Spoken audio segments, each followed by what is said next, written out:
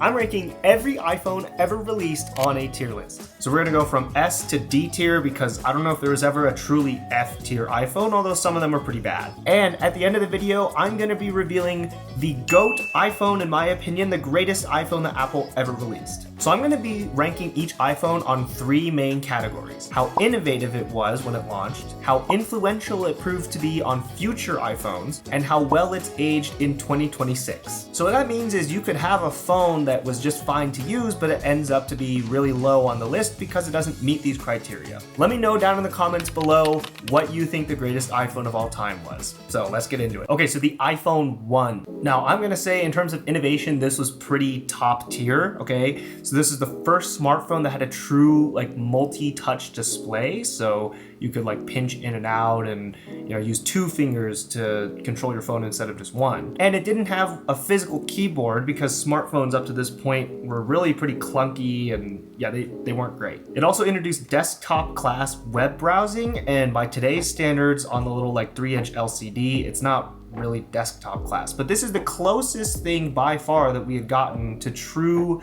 mobile web browsing. I mean, before it would take forever to load and it'd be like a really condensed site. So yeah, that was a big deal. And it basically invented the modern smartphone. So come on, I mean, innovation, gotta be top tier for that. Influence on future phones. I mean, this was literally the first iPhone, and in terms of its design language, it had the volume buttons on the side, it had the camera on the back and the home button and the speaker on the top. So I'm gonna say we have to give it max points for influence on future iPhones because it's not like they really strayed that far from this iPhone for a very long time. And in terms of how well it's aged, I think it still looks class. I mean, honestly, I think for 2007 they did a good job with the design.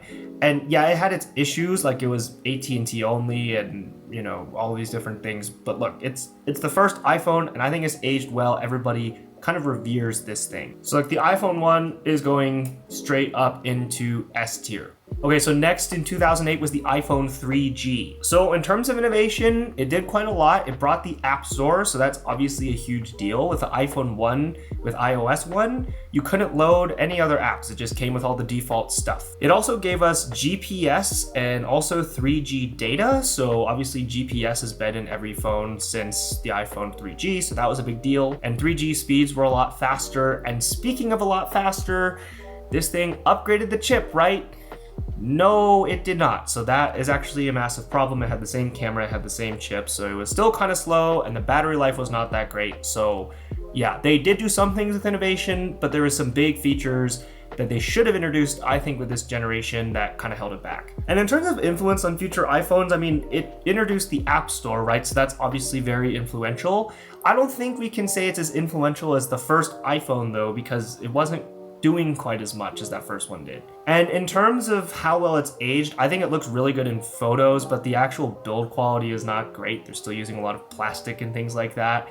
And again, because of how bad its battery life was, and it's still AT&T only, and it still has the same processor, which wasn't the quickest, and there's no MMS, I mean, it's forgivable for the 2007 iPhone, but I think Apple played it a little bit too safe with the iPhone 3G, personally. So the iPhone 3G is going straight into B tier. Not a bad phone, but not anything amazing. Okay, so the iPhone 3GS. There's actually more to this phone than it would suggest by its name. Like if you know anything about the earlier iPhones, the S kind of branding meant like special, I think. And it basically was a generational leap that wasn't quite as large as like when you go up a full number. But I actually think the 3GS did a lot more than you'd think. So it added video recording for the first time, so that's obviously a huge deal. And it doubled the performance of the iPhone. So finally got a faster processor.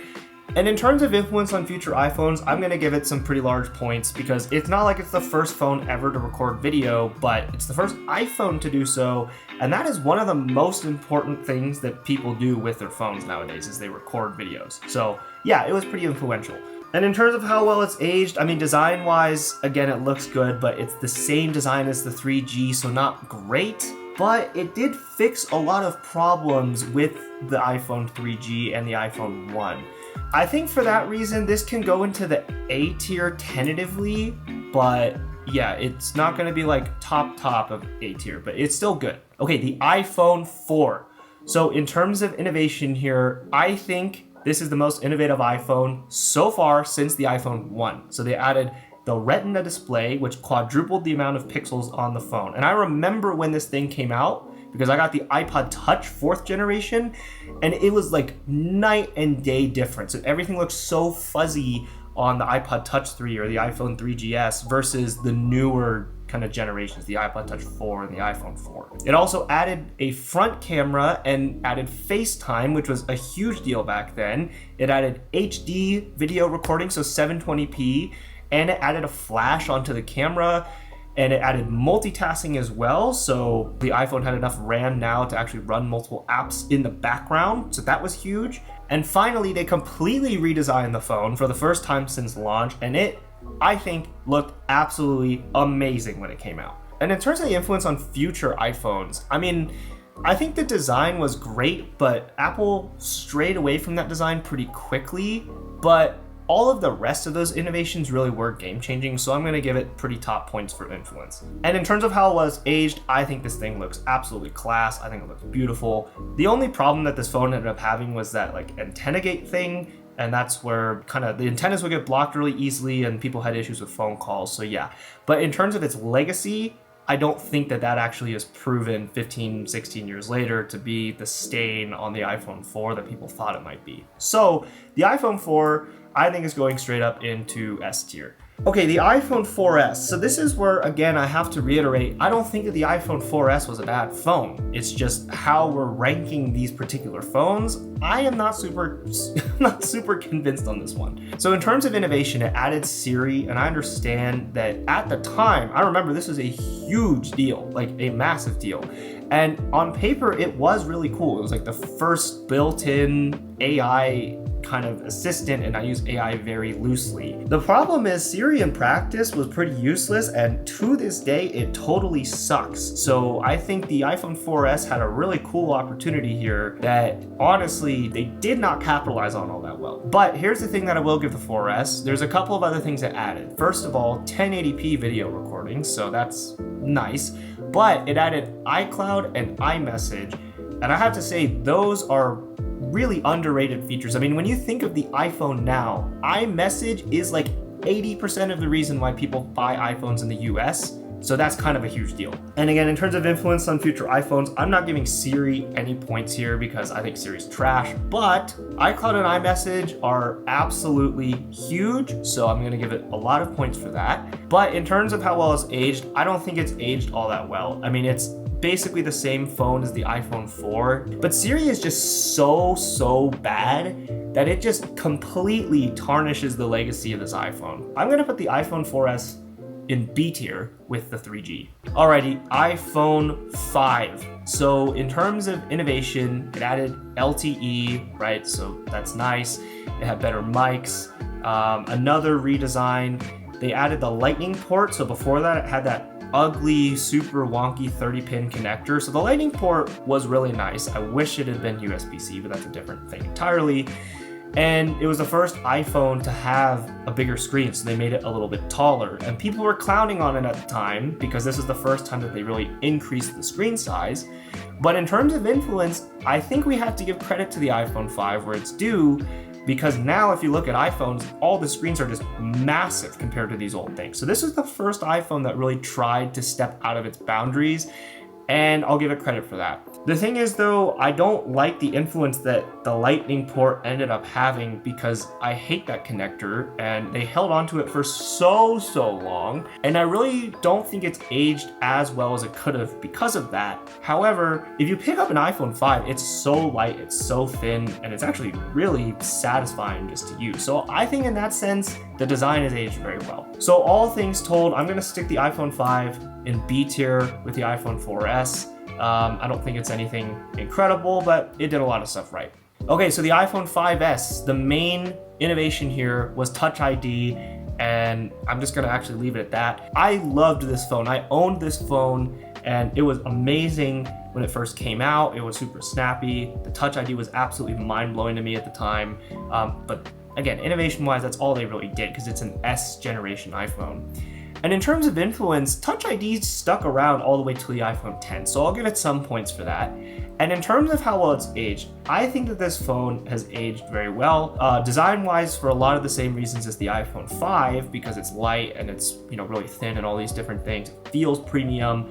I think Touch ID worked super, super well for the time. The thing is, though, I can't give it that many points because, again, it just didn't try that much compared to the iPhone 5. So as much as I loved owning this phone, it's got to go in C tier. Okay, so the iPhone 5C. This is the first iPhone I really have problems with, okay? So it's the first budget iPhone, so I guess kind of give it some influence points in that way, but I don't think in a good way. And it was literally just an iPhone 5 that they released the year after, but it's in plastic. So I would say there's literally no innovation whatsoever. And I think it's aged pretty terribly. I think it looked stupid at the time. I think it looks really dumb now.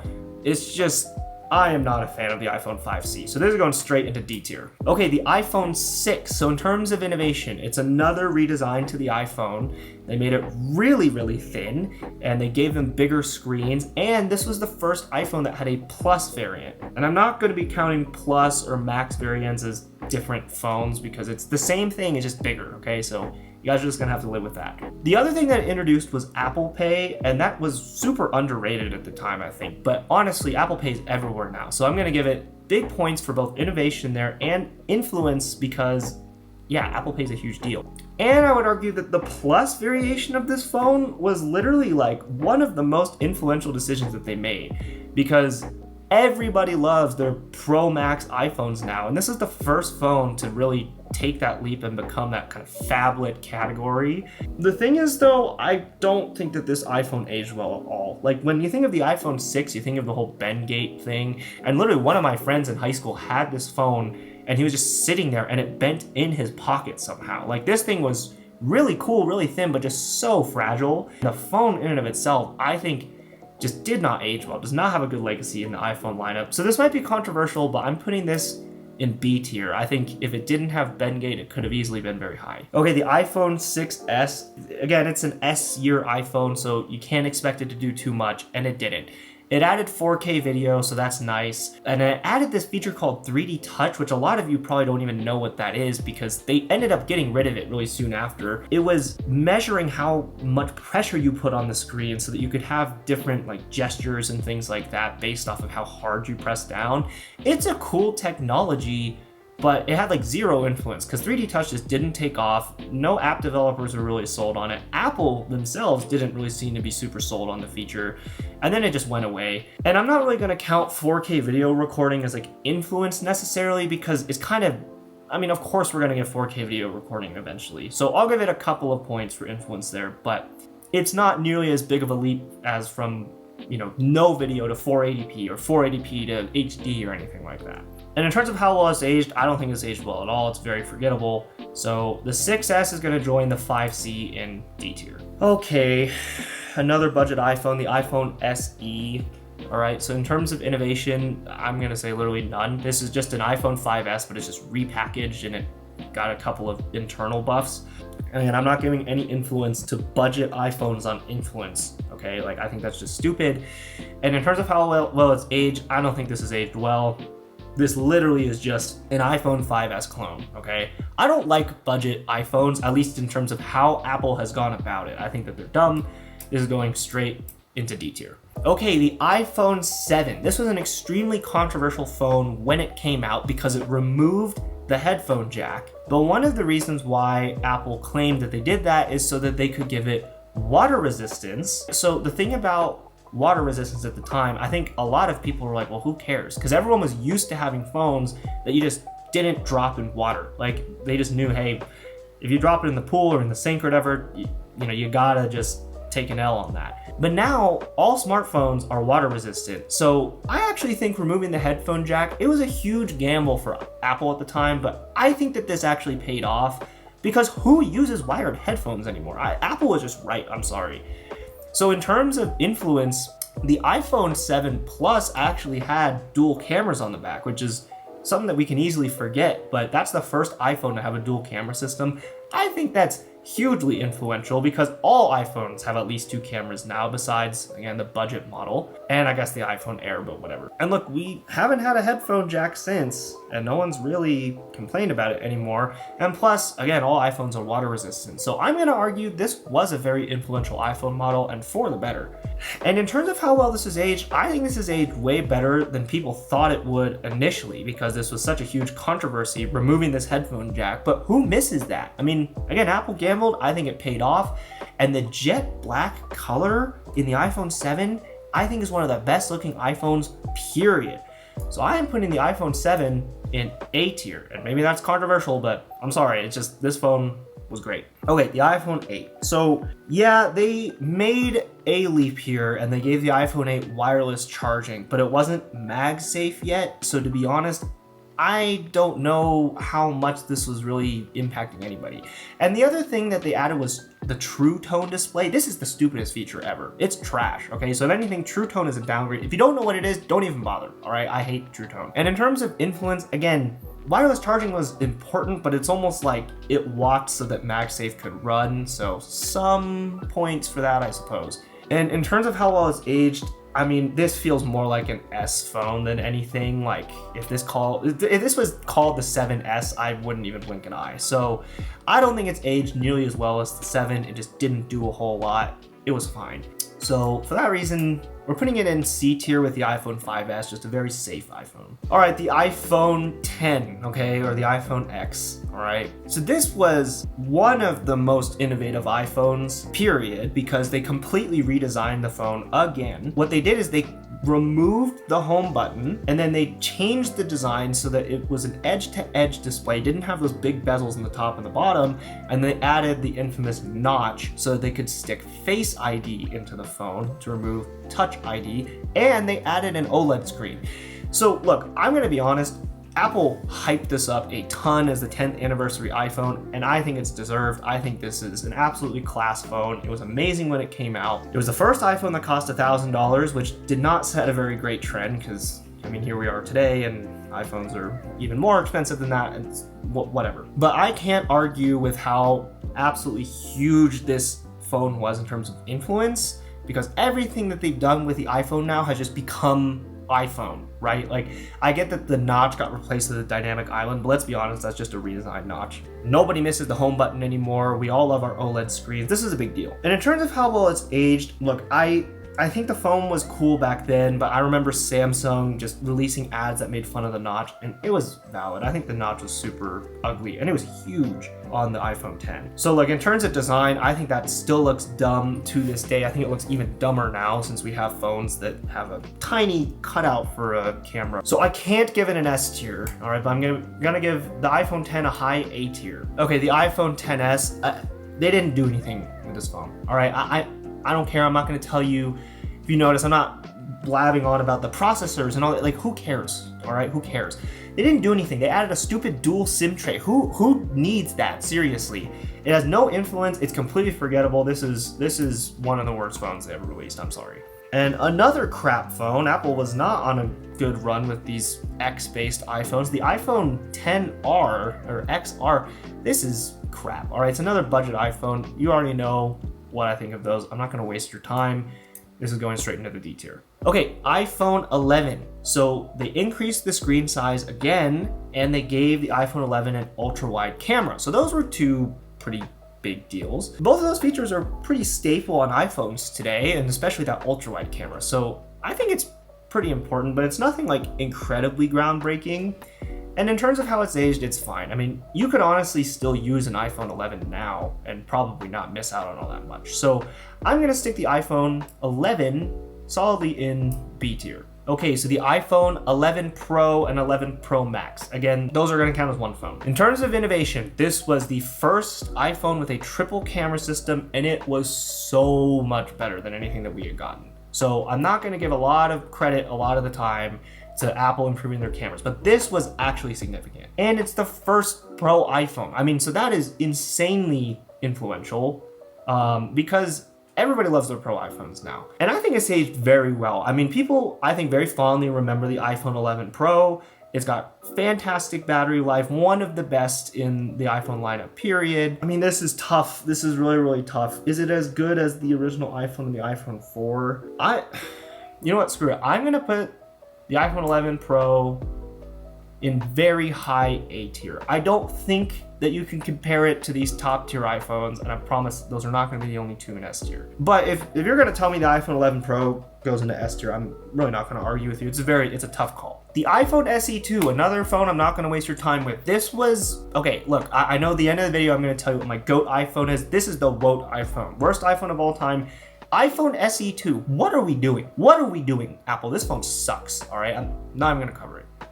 F tier, all right? I don't have an F tier. This is the F tier iPhone. Okay, iPhone 12. This one was kind of a big deal because they added 3 things that I think were significant. Number 1, they added ceramic shield and an OLED screen on the normal iPhone. So the screen quality and the glass quality just were actually that pro level. So that was cool. They added 5G connectivity, which we still use today, so that's great. But they added MagSafe, all right? I can't tell you how big of a deal MagSafe is. I love MagSafe. You can put accessories, you can charge. MagSafe is fantastic.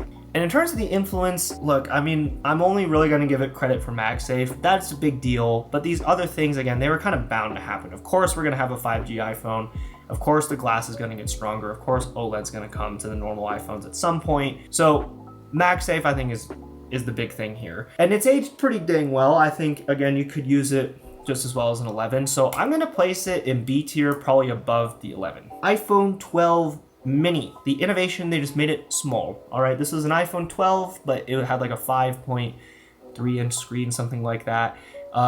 In terms of its influence, there's only one other mini iPhone, so not super influential. This was sort of a flop, I guess. But look, I'm gonna say for me, this has aged well because this is the iPhone 16 Pro Max, all right? And I love this phone, but it's big. I wouldn't mind using a really tiny iPhone. The biggest problem is that the battery was terrible on it. So I can't give it any more than a C tier. I'm sorry. I love the form factor. It's so light. But yeah, it's just, if it's dying midway through your day, it's just not that great. Okay, so the iPhone 12 Pro, I don't think this innovated a whole lot. I'm not really going to give credit to the Pro phones for adding like the MagSafe and stuff. I'm going to give that to the normal iPhone 12, okay, over the 12 Pro.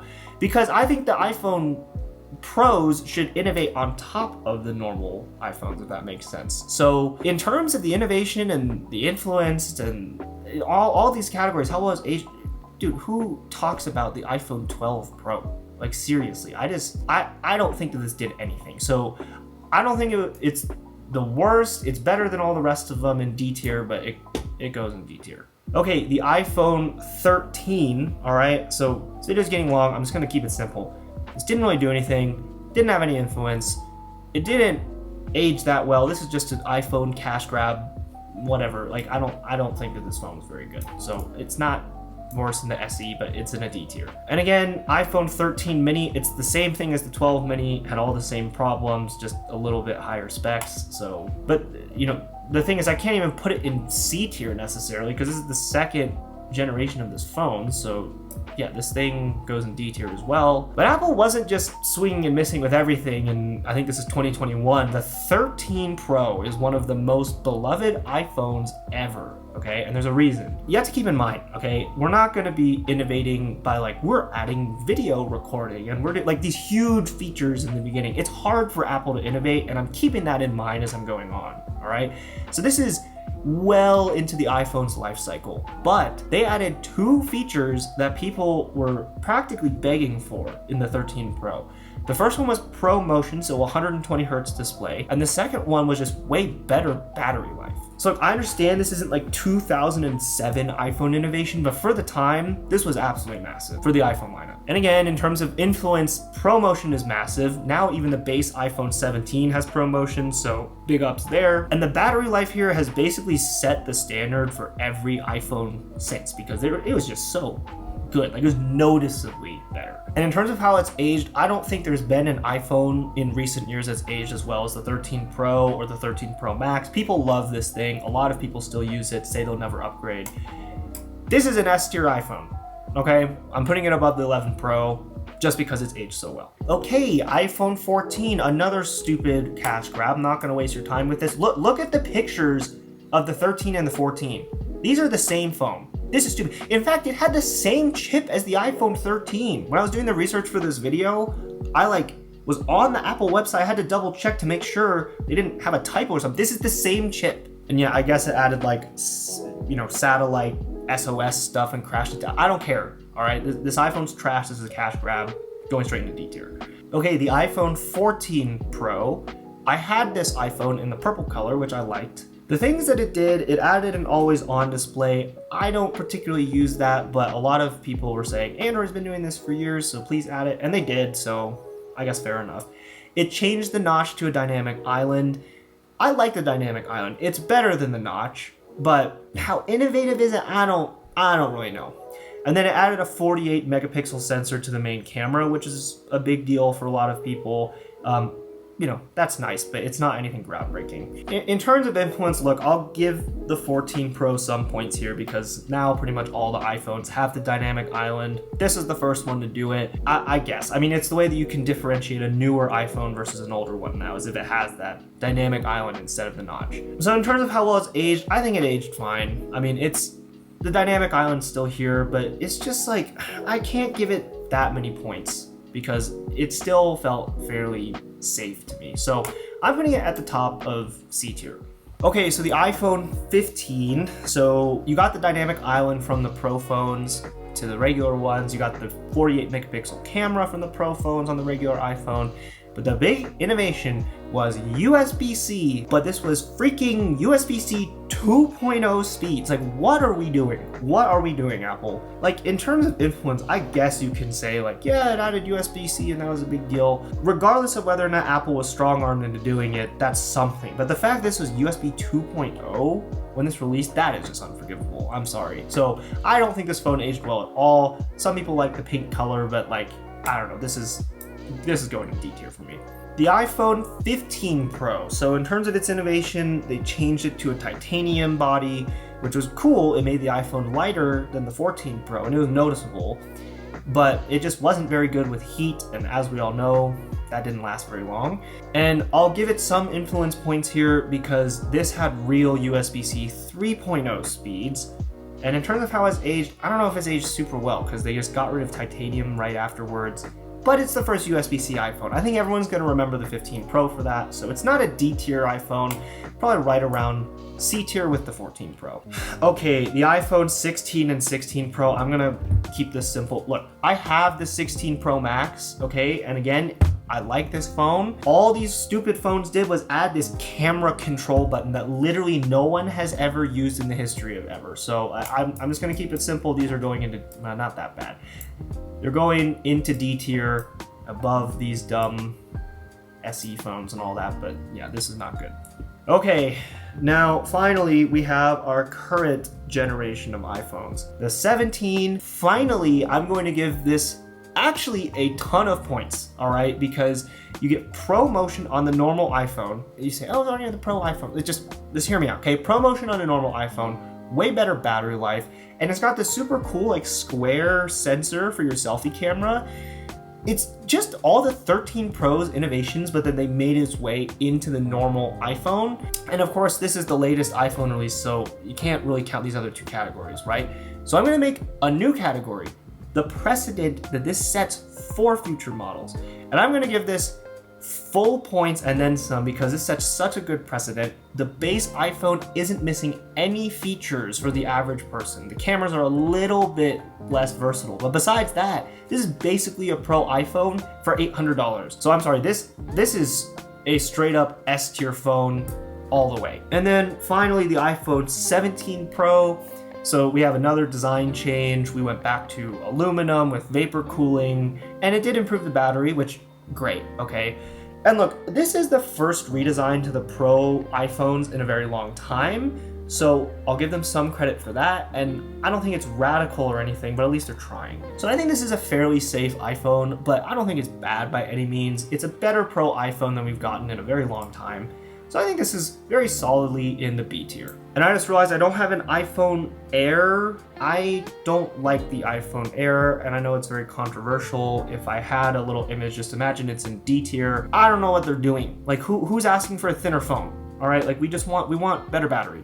All right, and as promised, it's now time to reveal my GOAT iPhone, the greatest iPhone that Apple has ever released. And for me, it has to be the iPhone 4. I mean, it has that absolutely gorgeous and timeless design. The Retina display that it introduced was truly mind-blowing for the time. It gave us FaceTime, it gave us multitasking, it gave us HD video. I mean, need I say more? This is a phone that still looks premium 16 years later. And in my opinion, it truly is the pinnacle of Apple. But let me know which iPhone you think is the greatest of all time in the comments below.